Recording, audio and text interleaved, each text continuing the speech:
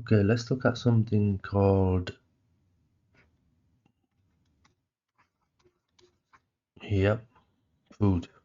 It's not very good, is it? Let's look at something called food chains or food webs. Call it food chain. Right,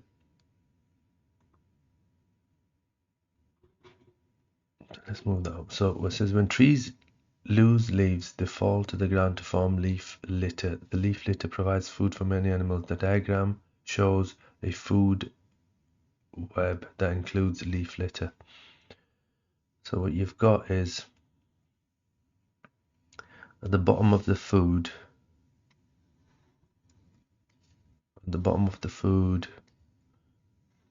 web is the leaf litter. They're known as producers.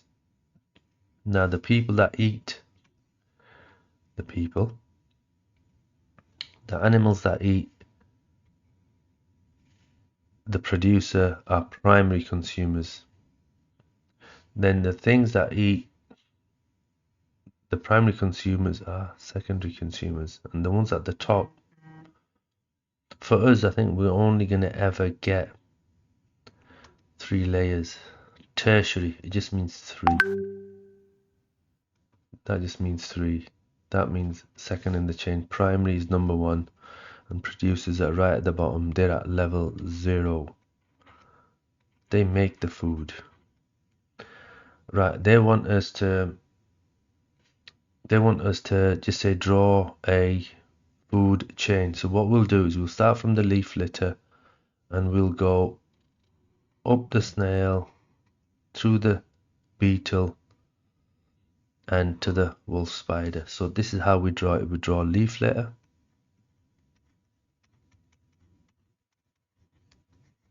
there you go. Now the arrow has to point up because that's where the energy is being transferred. So you go to Mr. Snail,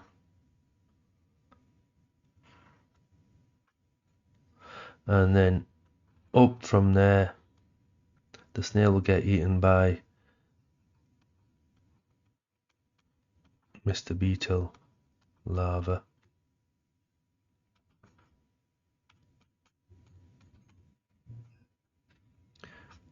No, something like this, and then finally go to the wolf spider.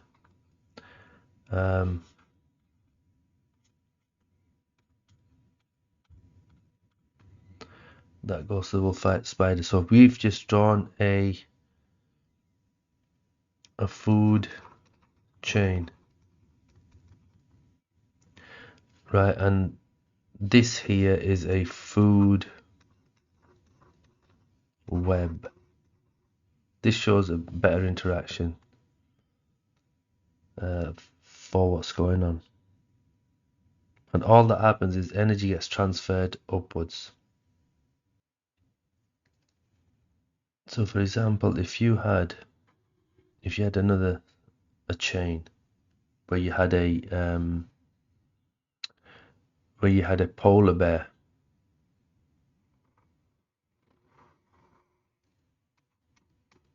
let's say that's a polar bear, that would be at the top of the food chain. Nothing eats that, so that would be called the top carnivore. That's in case you come across one of these in a question. If they ask you which is the top carnivore, you could say the polar bear or grizzly bear or even human, or it might even be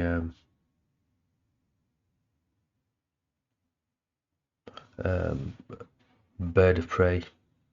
Nothing tends to eat birds of prey, especially if they're at the top. Right. Right. We need to look at food pyramids. So let's look at that. Food pyramid, food pyramids. All that is let's look at numbers. So for example, I'm going to do right. I've got one tree. I've got, I don't know, 3,000 caterpillars. I've got 30 birds, and I've got 2 sparrowhawks. Now, if we did a numbers pyramid, let's do a numbers pyramid. And if you do it to scale, they normally give you a graph paper. So you've got one, let's do in color actually, the right colors. It might make more sense. Right, so you have one, you've got to do it to scale if you can.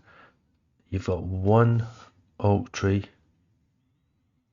and I said scale, but I'm running out of space. So there I've got 3,000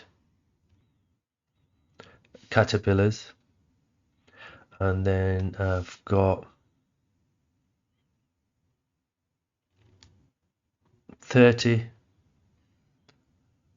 birds, or just say sparrows, and then I've finally got 2 sparrowhawks. So this is a numbers pyramid. Now we can also do something called a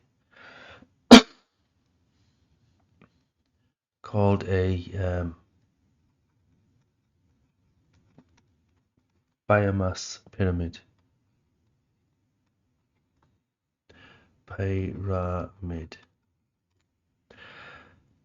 So now if you get the tree, the oak tree will weigh, I don't know, depends on its size, maybe 30 tons. It'd be huge. If you put all the caterpillars together, they might weigh 3 kilograms. Just say that's 3 kilograms. If you put all the birds together, right, they might weigh, say 1 kilogram. And if you weigh the 2 sparrowhawks, there'll just be a little line up here. I mean, with caterpillars, you probably got, I don't know, 300,000 as in a huge number, but this is what it shows. So can you see the shape? It's got a different shape. This pyramid for numbers has got a different shape as opposed to the biomass, which has got a different shape. And it depends on what they ask you and what scale. Right, and what is the word biomass?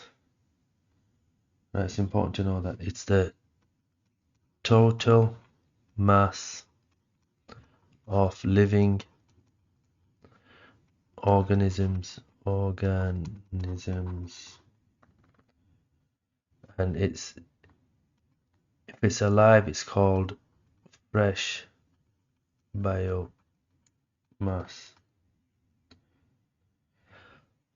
Right, and I suppose the best way to measure biomass is to dry it out, because you're removing any water content, because certain organisms hold a lot more water, and that would give a different type of result. I wouldn't say a false result. You can use dry biomass. Then what you'd have to do is you'd have to get the organism, dead version of it, dry out the water, and then measure the mass. Yeah, and again, the reason you use dry biomass, so for example, if you take a flower in the summer, it'll have different biomass than just say in the spring, and a different biomass than in the autumn and winter. Yeah, if this whole flowers throughout the 4 seasons, and if you happen to pick them at those times, because you're gonna have less water in summer, so you might get a distorted reading. Right? Okay. We're just gonna look at one final thing if we can, and it's the flow of energy.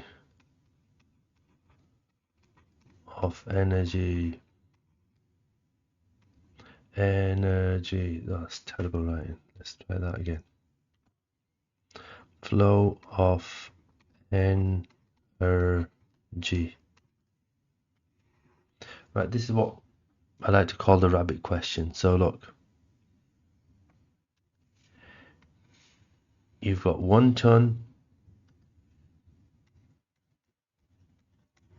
of grass, not glass, grass. You have a rabbit. What color is a rabbit? Let's say make it grey.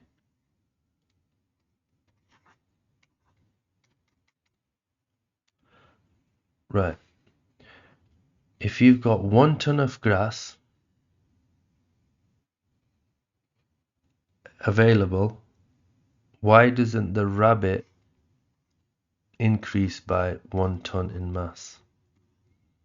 That's the sort of question you're gonna get asked, and there's just a few simple answers on this. Right.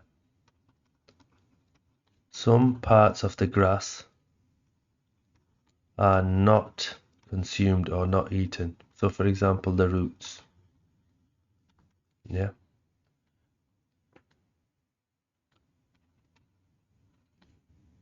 Some of the grass will die, and the rabbit won't get to eat them. They'll just rot away. Right. When the rabbit eats it, some parts are not digested. Right. They come out as poo, as feces. Right. Because the rabbit needs to stay alive, it needs to respire, and you get waste from cell respiration, waste from respiration, and that's like urea. It comes out as urine, so you excrete that, so you lose that.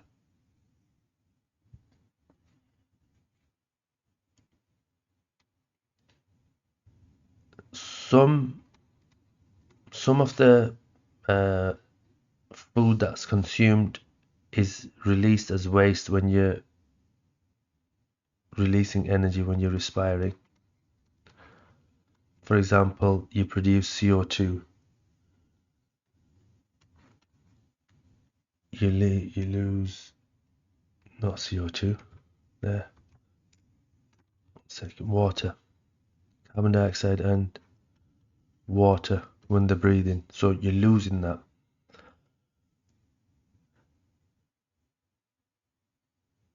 Right, so when you've got, so the energy, when you've got movement, some of the energy is used for movement. So all of this goes to waste, or is not consumed. So that's why from 1 ton of grass you are not going to get a ton of rabbit. Right. And the typical figure is, just say for example, this is 100 joules. The next one up will be 10 joules, and then the next one up will be 1 joule, and then the next one up will be, So you're only taking up 10% each time. So you get to a point where this energy, you can't sustain life of any form. So that's why the food pyramid stops at a point. Right, and I think that's it. We're going to do the carbon and nitrogen cycle on a separate video. So this is a bit of a long one.